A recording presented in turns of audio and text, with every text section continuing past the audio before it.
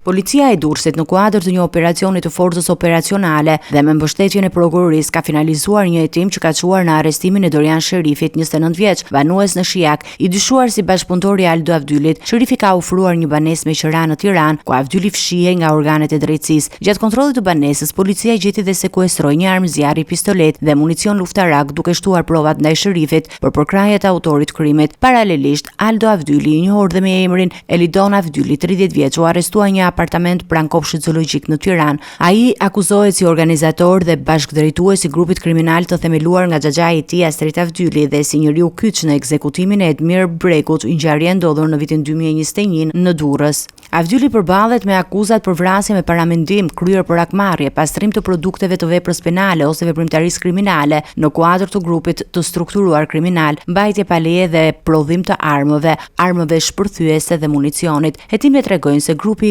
kriminal i Avdylajve vepronte me metoda të strukturuara dhe kishte shpërndarje detyrash, ku secili antar kishte një rol të qartë në aktivitetin kriminal. Arrestimet e fundit synojnë shkatrimin e bazës operative të këtij grupi dhe sekuestrimin e armëve të rrezikshme në qarkullim.